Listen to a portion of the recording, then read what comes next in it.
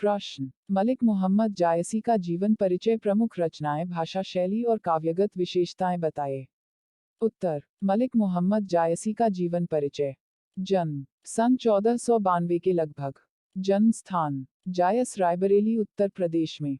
मुख्य भाषा अवधी। रचनाएं पद्मावत, अखरावत, आखिरी कलाम, चित्रलेखा। मृत्यु सन 1542 में। मलिक मोहम्मद जायसी 1492 से 1548 हिंदी साहित्य के भक्ति काल की निर्गुण प्रेमाश्रयी धारा के कवि थे। वे अत्यंत उच्च कोटि के सरल और उदार सूफी महात्मा थे। जायसी मलिक वंश के थे। मिस्र में सेनापति या प्रधानमंत्री को मलिक कहते थे। दिल्ली सल्तनत में खिलजी वंश राज्यकाल में अलाउद्दीन खिलजी ने अपने चाचा को मरवाने के लिए बहुत से मलिकों को नियुक्त किया था, जिसके कारण यह नाम उस काल से काफी प्रचलित हो गया था। ईरान में मलिक जमींदार को कहा जाता था। वह इनके पूर्वज वहां के निगलाम प्रांत से आए थे और वहीं से उनके पूर्वजों की पदवी मलिक थी। मलिक मोहम्मद जायसी के वंशज अशरफी खानदान के चेले थे और मलिक कहलाते थे। फिरोज शाह तुगलक के अनुसार 12,000 सेना के रिसालदार को मलिक कहा जाता था। जायसी ने शेख बुरहान और सैयद अशरफ का अपने गुरुओं के रूप में उल्लेख किया है। मलिक मोहम्मद जायसी एक भारतीय सूफी कवि और पीर महात्मा थे। इन्होंने 15वीं शताब्दी में आम लोगों द्वारा समर्थित अवधी भाषा में लिखना शुरू किया था और 16वीं शताब्दी में इन्होंने पद्मावत की रचना की थी। पद्मावत तत्कालीन समय की सांस्कृतिक व ऐतिहासिक जानकारी का महत्वपूर्ण स्रोत था, जहां पर इन्होंने अलाउद्दीन खिलजी के चित्तौड़ अभियान के अलावा पद्मिनी को देखने का, अलाउद्दीन का अनुरोध, रतन सिंह की गिरफ्तारी, उसकी रिहाई, पद्मावत का सती होना आदि बातें उन्होंने अपनी पद्मावत में साहित्य के रूप में चित्रित किया है। मोहम्मद जायसी का महाकाव्य पद्मावत 1540 काफी मशहूर है। मलिक मोहम्मद जायसी का जन्म। मलिक मोहम्मद जायसी की जन्म की कोई पुष्ट जानकारी नहीं प्राप्त है, पर ऐसा माना जाता है कि इनका जन्म 1492 के आसपास रायबरेली, उत्तर प्रदेश के जायस नामक स्थान पर हुआ था। मलिक मोहम्मद जायसी एक महात्मा की तरह उदार प्रवृत्ति के व्यक्ति थे। मलिक मोहम्मद जायसी की मृत्यु के बारे में कोई ठोस प्रमाण नहीं मिलते हैं, परंतु फिर भी एक मान्यता अनुसार इनका देहांत 1542 में हुआ था। मलिक मोहम्मद जायसी की शिक्षा। मलिक मोहम्मद जायसी की शिक्षा सही तरीके से नहीं हो पाई थी, इसलिए इन्होंने जो कुछ भी शिक्षा प्राप्त की वो मुसलमान फकीरों द्वारा प्राप्त की। इसके अलावा गोरखपंथी और वेदांती साधु संतों द्वारा भी शिक्षा ग्रहण की।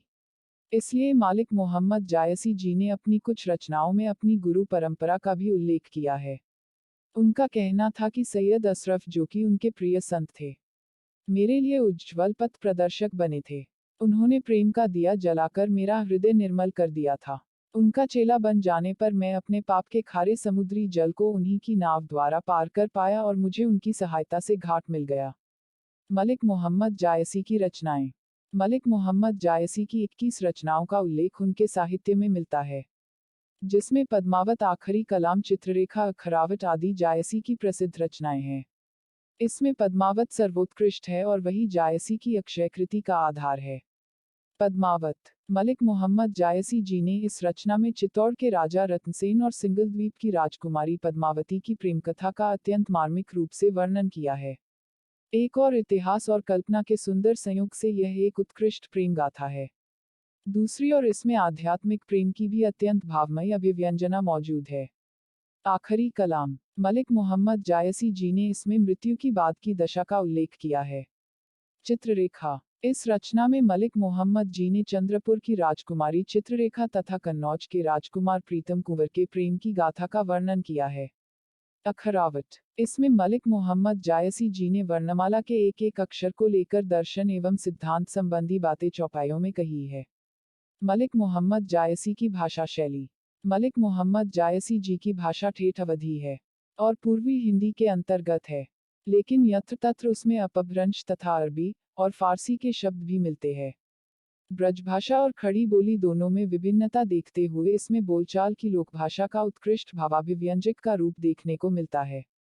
जायसी जी की रचनाओं को समझने के लिए अवधी की मुख्य विशेषताओं को जान लेना आवश्यक है। जायसी जी को अपनी रचनाओं में लोकोक्तियों के प्रयोग से इनकी रचनाओं में प्राण प्रतिष्ठा मिलती है। केवल चमत्कारिक अपूर्ण कथन की प्रवृत्ति ही जायसी जी में नहीं है, अपितु मसनवी शैली पर लिखित पद्मावत में प्रबंध काव्योचित सौष्ठव विद्यमान है। पद्मावत को जायसी जी ने दोहा और चौपाई तथा छंदों में रचना की है, जो कि एक महान उपलब्धियों से कम नहीं है। मलिक मोहम्मद जायसी जी हिंदी साहित्य के प्रथम महाकाव्यकारक है। साथ ही प्रेम के आख्यान का काव्य परंपरा का भी ये सर्वोत्तम स्थान रखते हैं। मलिक मोहम्मद जायसी की काव्यगत विशेषताएं। मलिक मोहम्मद जायसी जी ने सिद्धांतों का प्रतिपादन करने वाली रचनाएं लिखी है।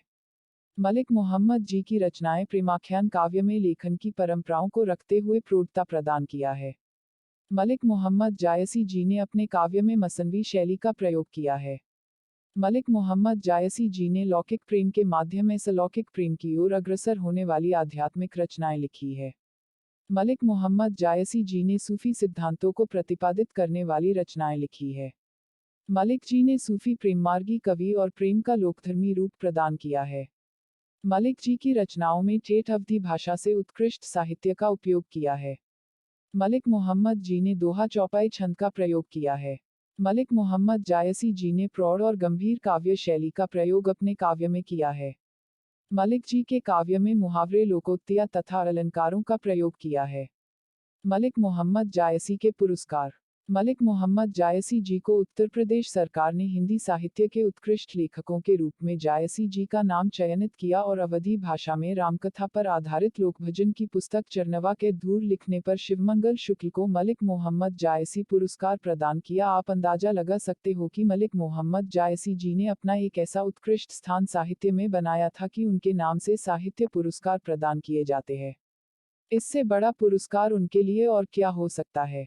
निष्कर्ष। मलिक मोहम्मद जी के बारे में कहा जाता है कि सूफी काव्य धारा के इस महाकवि की काव्य दृष्टि अत्यंत व्यापक थी। उन्होंने अलौकिक प्रेम की परिभाषा अपने काव्य में पेश करने में उन्होंने हिंदी के महान कवियों में अपना एक महत्वपूर्ण स्थान बनाने में सफलता हासिल की है। और इन्होंने ये सिखाया अपने काव्य में कि इंसान की कुरूपता नहीं बल्कि उसके कर्म उसको महान बना देते हैं। प्रस्तुति समापन। आपका धन्यवाद। Disclaimer: This notes has been made after a lot of research, yet the accuracy of the answers may vary. The author assumes no responsibility or liability for any errors or omissions in the content of this notes.